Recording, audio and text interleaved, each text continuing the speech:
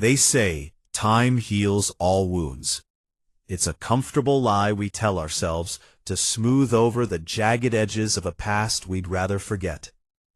But the truth is, time doesn't heal anything. It just buries the pain under layers of scar tissue, waiting for the right memory to rip it wide open again. I sat at my solid mahogany desk on the top floor of the Vanguard Tower, looking out over a city draped in the golden, shimmering light of dusk. From up here, a world looked incredibly small. The cars were like tiny ants crawling along concrete ribbons, the people invisible. The chaos of everyday life reduced to a silent, motionless painting. I had built an empire. Vanguard Holdings, a company I started from a cramped, drafty studio apartment with nothing but an old laptop and a diet of instant ramen, now controlled a massive web of tech, logistics, and artificial intelligence infrastructure. I was, by every societal metric, at the absolute pinnacle of success. I had financial freedom that could span generations. I had power. Yet, as I stared down at the crisp, cream-colored card resting on my desk, my chest tightened. The elegant silver lettering on the card read, Oak Ridge High School 10-year graduate reunion. Celebrate a decade of excellence. 10 years. A decade. It felt like an eternity. And yet, looking at that card, I was instantly dragged backward through time, violently pulled down into the dark, suffocating hallways of Oak Ridge High. Suddenly, I wasn't the group chairman of Vanguard Holdings anymore. I was 17-year-old Ethan, quiet, awkward, wearing oversized clothes from thrift stores because my family couldn't afford anything else. I was the kid who spent his lunch breaks hiding in the back corner of the library, not because I loved studying, but because the library was the only place where the wolves couldn't bite. And the alpha of those wolves was Marcus Vance. Well, not Vance. Marcus Miller. Marcus was the golden boy of Oak Ridge. He was the varsity quarterback, the son of a wealthy local real estate developer, and a textbook narcissist. He carried himself with an insufferable, unearned authority, a boy who had never known the word no. And for some reason, he chose me as his primary target. I can still taste the copper tang of blood in my mouth from the day of the senior science fair. I had spent 8 months building a custom algorithmic sorting program. It was my ticket out, my only hope for a scholarship. I had stayed up for 3 nights straight, coding until my eyes bled. Marcus had walked by my display, flanked by his usual chorus of laughing sycophants. He didn't just mock it. He didn't just call it geek garbage. He casually, deliberately tipped over his oversized, heavily carbonated energy drink directly into my open, custom-built hardware chassis. I remember the horrific pop of frying circuits. I remember the smoke rising from the motherboard. And most of all, I remember Marcus leaning in, his breath smelling of synthetic berry and mint, whispering so only I could hear, "Oops, guess some people are just born to be failures, Ethan. Go back to the basement." The teacher pretended not to see. The crowd laughed. I stood there, staring at the ruins of my future, entirely paralyzed by a deep, burning shame. I didn't fight back. I didn't scream. I just cleaned up the wet, ruined plastic, went home, and cried until my stomach ached. Now, 10 years later, I looked down at my hands. They were steady. The scars on the inside, however, were throbbing. My assistant, Elena, knocked gently on the open door of my office. "Sir, the driver is downstairs. Your flight to the coast leaves in an hour, if you still intend to attend the social gathering." "Thank you, Elena," I said, my voice calm, contrasting sharply with the storm brewing in my chest. "I'll be down in a moment." I hadn't planned on going.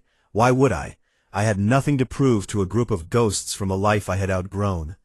But as I stared at that invitation, I realized something. If I didn't go, it meant Marcus still held power over me. It meant that 17-year-old kid was still hiding in the library, terrified of the hallway wolves. I didn't want revenge. I didn't want to flaunt my wealth. I just wanted closure. I wanted to look my past in the eyes and realize it could no longer hurt me. I stood up, walking past the tailored Tom Ford suits hanging in my private wardrobe. Instead, I chose a simple, unbranded charcoal sweater and a pair of dark jeans. No multi-thousand-dollar Swiss watch, no flashy silk ties, just an ordinary man. Downstairs, instead of taking my usual armored Maybach, I instructed my team to arrange a mid-tier silver sedan rental car at my destination. "Are you sure, Mr. Group Chairman?" my head of security asked, looking confused. "An unarmored, standard rental? For an event of this nature, protocol suggests—" "Protocol is for the office, Thomas," I interrupted gently. "Tonight, I'm just an alumnus." As I drove from the airport toward the coastal resort town where the reunion was being held, the rain began to fall in earnest. The rhythmic sweep of the windshield wipers felt hypnotic. I watched the neon signs of the highway blur into streaks of crimson and blue. I was entering the lion's den. I knew exactly what a 10-year reunion was for people like Marcus. It wasn't about catching up. It was a competitive sport. It was a stage designed for the insecure to parade their titles, their spouses, their cars, and their carefully curated lives to prove they were winning a race no one else was running. I pulled into the parking lot of the Grand Pavilion Resort, an opulent, 5-star estate overlooking the ocean. The parking lot was already a glittering showroom of leased Porsches, pristine BMWs, and high-end SUVs. I parked my modest rental in a dark corner near the back, took a deep, steadying breath, and adjusted the collar of my simple sweater. "Just a few hours," I whispered to myself, looking at my reflection in the rearview mirror. "Just a few hours, and then the past can finally sleep." The Grand Pavilion Ballroom was suffocatingly bright. Crystal chandeliers hung from the vaulted ceilings, casting a warm, golden glow over a sea of sharply dressed adults. It was a bizarre, surreal experience. I saw faces I hadn't thought about in a decade, now aged, sharper, carrying the quiet exhaustion of adulthood beneath their smiles. I walked in quietly, handing my coat to the attendant. I didn't make a scene. I grabbed a glass of sparkling water from a passing waiter and stood near a tall marble pillar, observing. It didn't take long to spot him. So I told the VP, "If you don't let me scale the infrastructure my way, the entire Q3 launch is going down in flames." And guess what? He backed down. Because at Apex, they know who keeps the engine running. Marcus.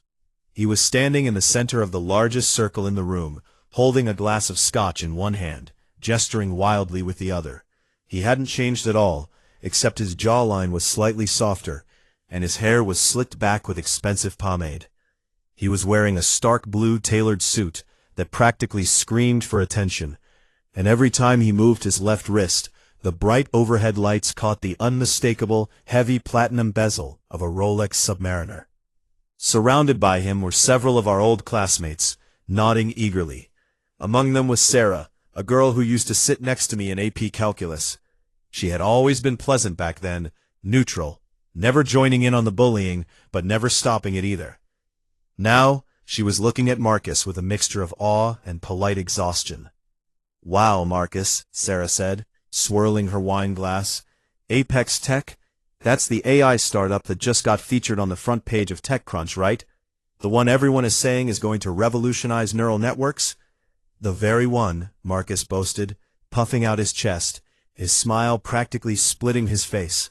"We are the apex predator of Silicon Valley right now, and as senior project manager, I'm basically the guy holding the leash. If I call out sick for a week, the whole place grinds to a halt. It's high stress, high reward, you know? But hey, some of us are just built for the pressure." I watched him from a distance, feeling a strange, hollow sensation. This was the man who had haunted my nightmares for years. This loud, deeply insecure man, who needed the validation of a high school crowd to feel alive. The fear I had carried in my chest for the last week suddenly began to evaporate, replaced by a quiet, profound pity. But then, Marcus's eyes scanned the room, and they locked onto me. A slow, predatory grin spread across his face. He didn't just wave. He pointed his scotch glass directly at me, loudly announcing my presence to his entire circle.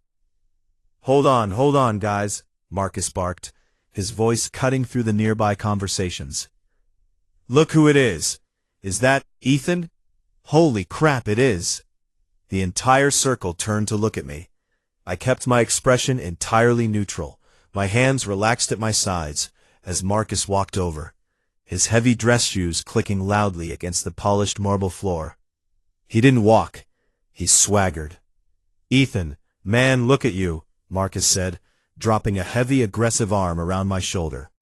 The scent of his expensive cologne and expensive scotch was overwhelming. "I honestly didn't think you'd show up tonight. I thought you'd still be hiding out in the library." The circle chuckled nervously. Sarah gave me a tight, sympathetic smile. "Hello, Marcus," I said, my voice steady, quiet, and perfectly measured. "It's been a long time." "Too long, buddy. Too long." Marcus patted my shoulder a little too hard, a subtle display of physical dominance disguised as affection. He stepped back, scanning me up and down, his eyes instantly lingering on my simple gray sweater and unbranded jeans. A flash of utter contempt crossed his features before being masked by a patronizing grin. "Wow, keeping it casual, I see," Marcus said, making sure his voice carried to the surrounding tables. "Hey, no judgment here. Not everyone wants to dress up. But man, what has it been? Last I heard, you went off to some local state college to do computer science. What are you up to these days? You still doing, what was it, tech support? Fixing printers? Living the dream?" "I work in technology, yes," I replied simply. I didn't offer a title. I didn't name a company. I wanted to see how far he would go if he thought I was completely defenseless.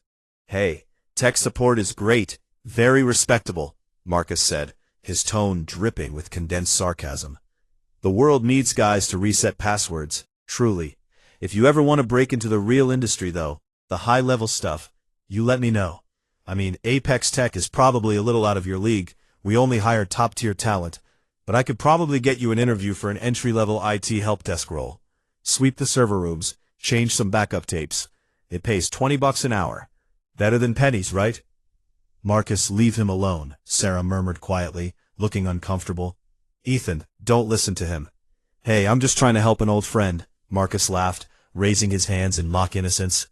"Ethan knows I'm just teasing. Right, Ethan? We have history. Remember that senior science fair?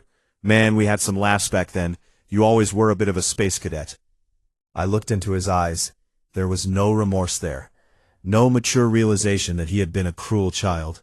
He was exactly the same person, just wrapped in a more expensive suit. "I remember the science fair perfectly, Marcus," I said softly, looking him dead in the eye. For a fraction of a second, my intense, unwavering gaze caught him off guard. His smile faltered, a flicker of confusion crossing his eyes. He wasn't used to me looking back at him like an equal. But he quickly recovered, loudly clearing his throat. "Yeah, well, the past is the past," Marcus announced, turning his back on me to face his audience again. "Now, if you'll excuse me, I need to go talk to some people who actually have a budget to discuss." "Good seeing you, Ethan. Don't drink too much of the free water, okay?" Audio cue. Marcus's loud laughter fades as he walks away, accompanied by the clinking of glasses.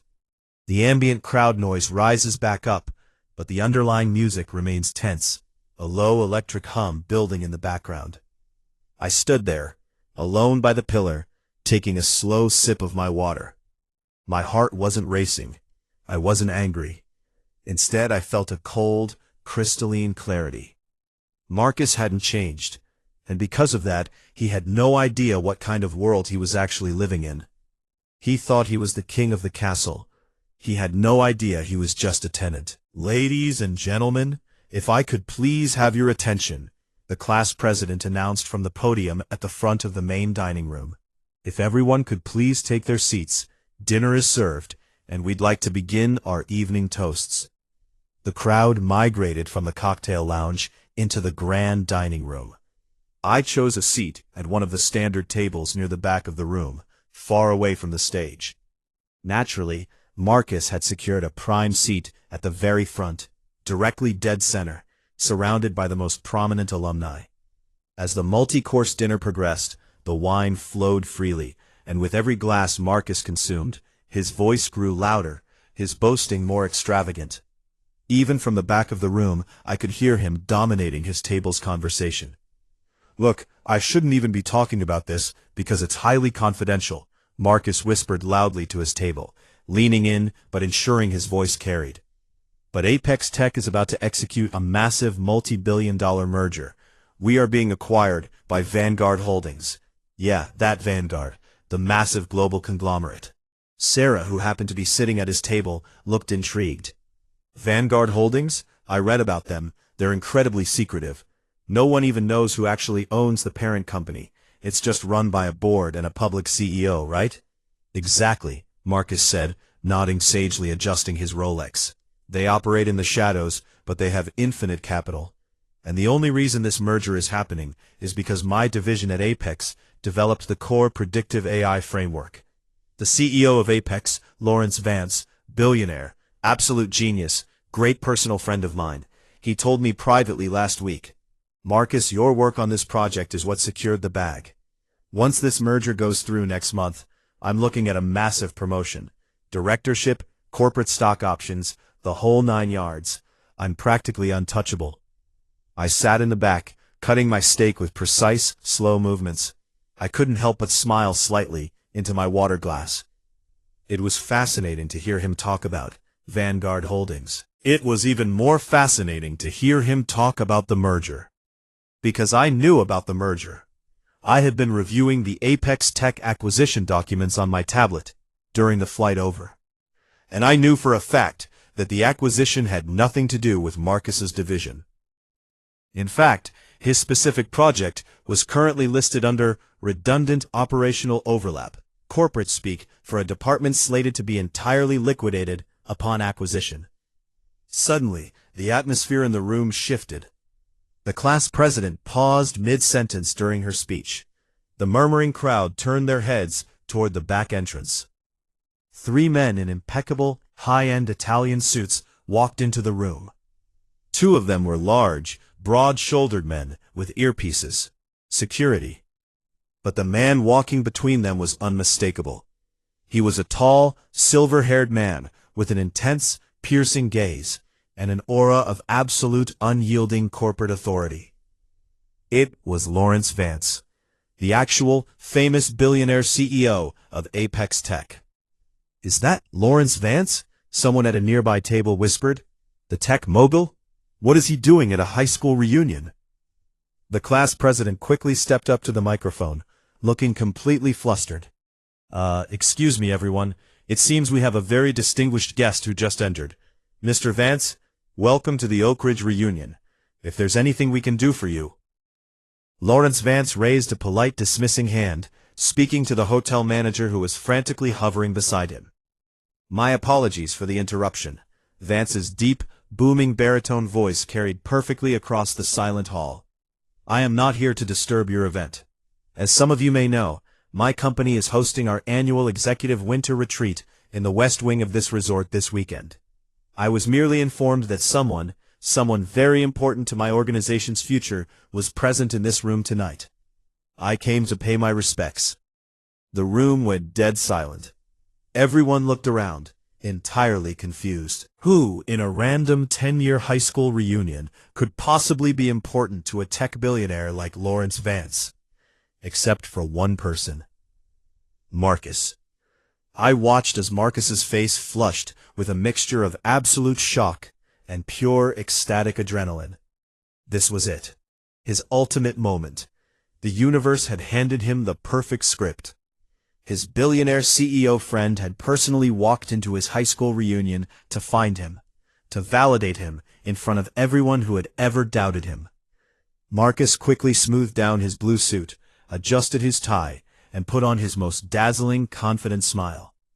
He began walking down the center aisle toward Lawrence Vance. His chest puffed out so far, he looked like he might burst. "Mr. Vance," Marcus called out loudly, his voice echoing off the walls, filled with a desperate, eager familiarity. "Lawrence, sir, over here." The entire room watched in absolute breathless fascination as Marcus Miller marched down the aisle to greet the billionaire guest of honor. Marcus reached the end of the aisle, stopping just a few feet away from Lawrence Vance and his security detail. He extended his right hand with aggressive confidence, his Rolex flashing brightly under the chandeliers. "Mr. Vance, what an incredible surprise," Marcus said, his voice booming so the entire room could hear. "I had no idea the executive retreat was in the West Wing this weekend. It's me, sir, Marcus Miller, Senior Project Manager from the Core AI Division." Lawrence Vance stopped. He looked down at Marcus's extended hand, then up at Marcus's face. Vance's expression was completely blank, his brow furrowing slightly in a polite but utterly distant effort to recognize the man standing in front of him. Vance didn't take his hand. Instead, he gave a slow, professional nod. "Ah, yes, Mr. Miller. I believe I've seen your name on some of the middle management quarterly reports. It is pleasant to see you. But if you'll excuse me, I am actually looking for someone." Marcus's hand hovered in the air for a painful, agonizing second before he slowly dropped it, his face turning a slight shade of crimson. But his narcissism refused to let him fail. He couldn't let the room see him get brushed off. He needed to pivot, and he needed to do it immediately. He laughed nervously, a high-pitched, strained sound, and turned back to face the crowd, attempting to reclaim the narrative. "Oh, of course, sir. You're a busy man, always on the hunt for talent," Marcus said quickly, his voice tight. He then turned his head, his eyes scanning the back of the room until they landed squarely on me. A dark, desperate spark lit up in his eyes. He saw his escape route. He would use me as a prop to make himself look important, generous, and powerful. "Actually, Mr. Vance," Marcus shouted, pointing a finger directly at my table in the back corner. "While you're here, I was just trying to do a little charitable networking for our company." "In the gray sweater?" "That's Ethan, an old high school buddy of mine. He's struggling a bit in the tech sector, just doing some low-level tech support, resetting routers, that kind of thing. I was just telling him that maybe under my supervision, we could get him an entry-level internship sweeping the server rooms at Apex. You know, give the little guy a chance to see how a real multi-billion-dollar tech company operates." A few people at Marcus's table laughed nervously. Sarah looked horrified, burying her face in her hands. Marcus stood there, grinning like a madman, waiting for Vance to laugh along with him, waiting for the shared camaraderie of two powerful men looking down on a peasant. Lawrence Vance slowly turned his head. His sharp, calculating eyes followed Marcus's pointing finger, cutting through the crowd, past the tables, until they locked onto me. I sat there. I didn't hide. I didn't look down. I slowly set my water glass down on the table. The small clink of the glass against the wood sounded like a gunshot in the dead silent room. I stood up, smoothing down my simple gray sweater, and met Lawrence Vance's gaze. The moment Vance recognized my face, the transformation was instantaneous, violent, and absolute. The billionaire CEO of Apex Tech, a man known throughout the global tech sector for his fierce, unflinching arrogance and ruthless corporate dominance, froze. The color drained from his face so fast he looked almost ghostly. His posture immediately shifted from a rigid, authoritative stance to one of profound, almost trembling deference. Vance didn't say a word to Marcus. He didn't even look at him. He literally pushed past Marcus, his shoulder brushing heavily against the project manager, sending Marcus stumbling half a step sideways. The entire room watched, paralyzed, as Lawrence Vance walked down the long aisle toward the back of the room. His security detail quickly fell into step behind him, their eyes sharp, clearing a path. But they weren't clearing a path to protect Vance. They were clearing a path for me. Vance walked all the way to the back corner. He stopped exactly 2 feet away from my table. Then, the billionaire mogul slowly closed his eyes, took a deep breath, and bowed his head in a deeply respectful, solemn gesture. He extended both of his hands forward, not for a casual handshake, but in a traditional gesture of absolute corporate subservience. "Sir," Vance said, his voice cracking slightly with a mixture of intense relief and utter terror. "I had no idea you were in town. I apologize profusely for not having a formal security detail waiting for you at the airport. My team has been frantically trying to reach your chief of staff all evening." The entire room remained dead silent. You could hear the faint hum of the air conditioning. No one breathed.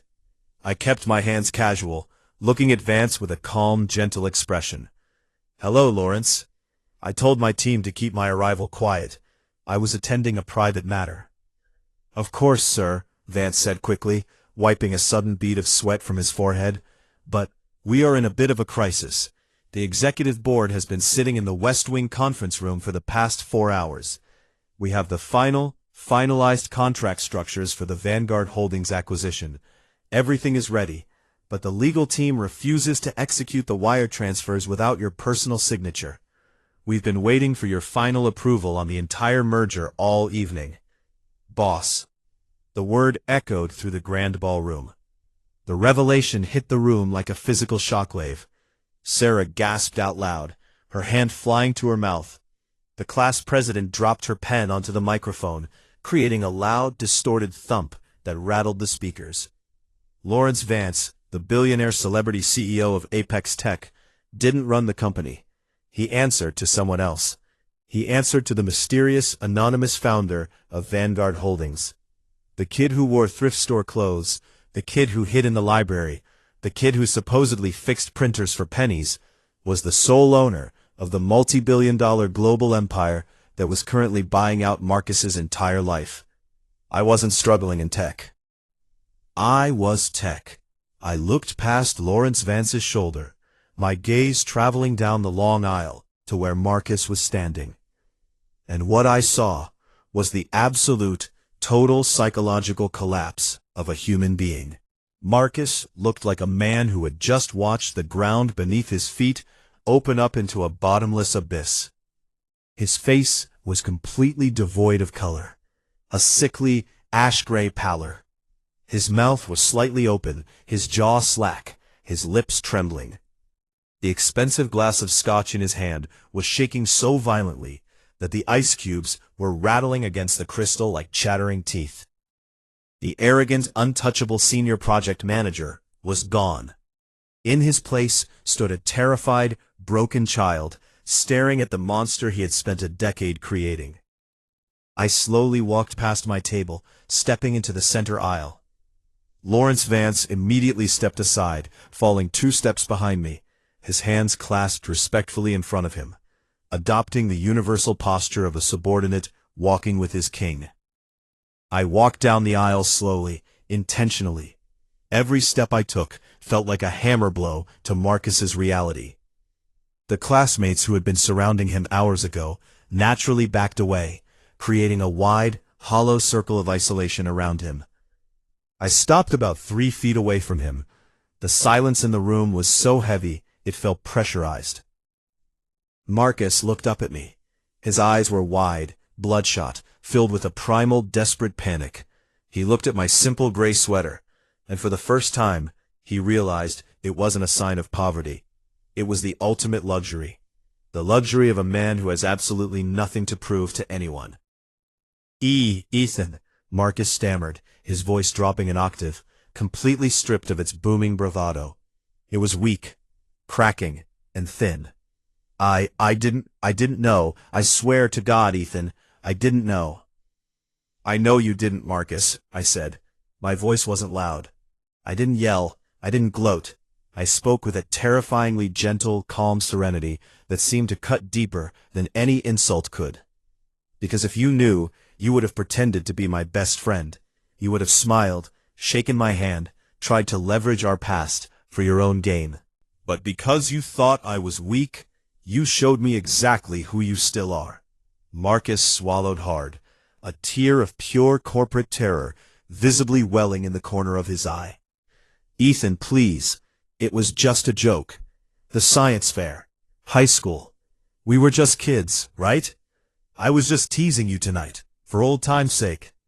You know me, I'm just a loud guy. I didn't mean anything by it.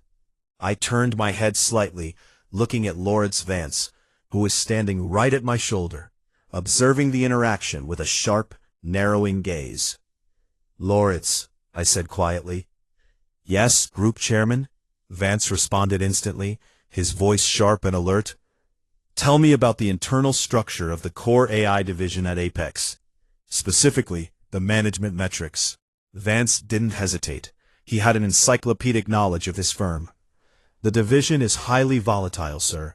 In fact, over the last 2 quarters, our corporate HR compliance department has flagged that specific sector for an unusually high turnover rate. We've received multiple anonymous complaints regarding toxic workplace behavior, verbal harassment, and management taking unearned credit for the work of junior engineers."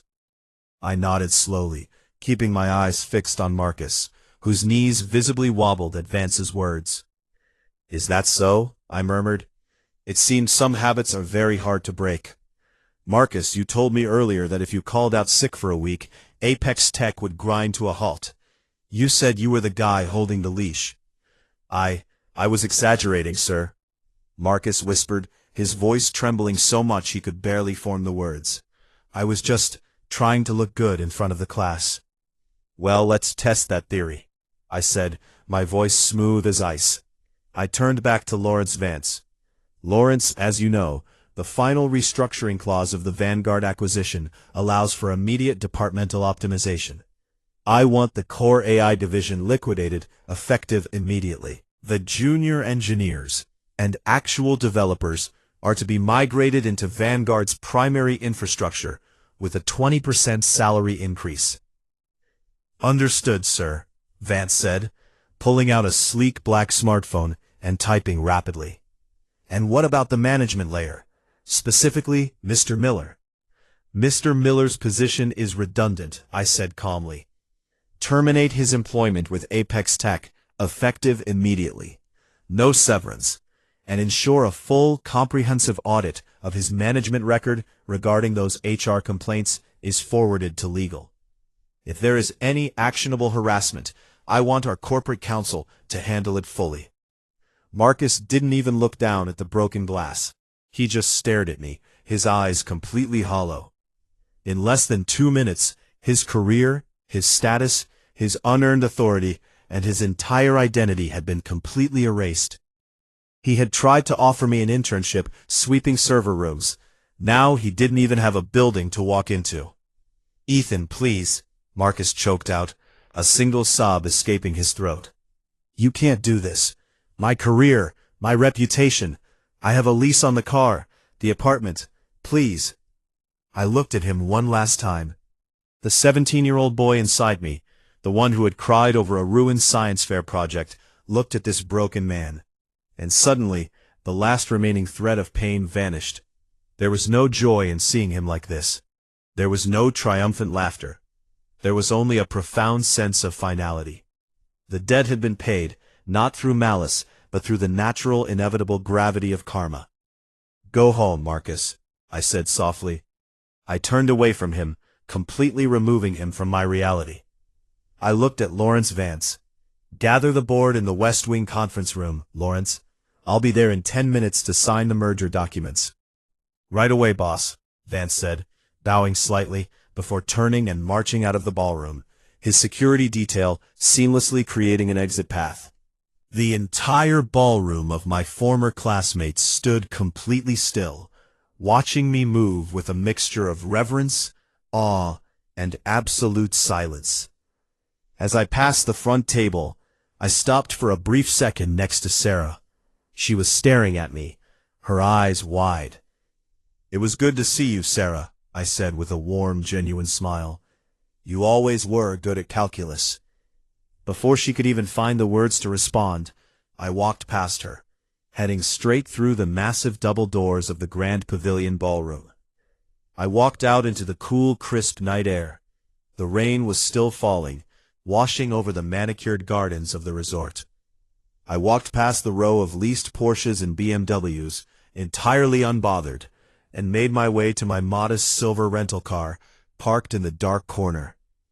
I got inside, closed the door, and sat in the quiet cabin. I looked at my hands in the dim dashboard light. They were perfectly still. For 10 years I thought I needed to build an empire to prove my worth to the people who had hurt me. But as I started the engine and watched the grand pavilion fade away in my rearview mirror, I realized the truth. The empire didn't save me. Winning didn't save me. What saved me was finally realizing that the wolves of my past only had as much power as I gave them. And tonight, I had finally taken that power back. I drove out onto the open highway, heading toward the bright, distant lights of the city. The past was finally dead, and the future belonged entirely to me.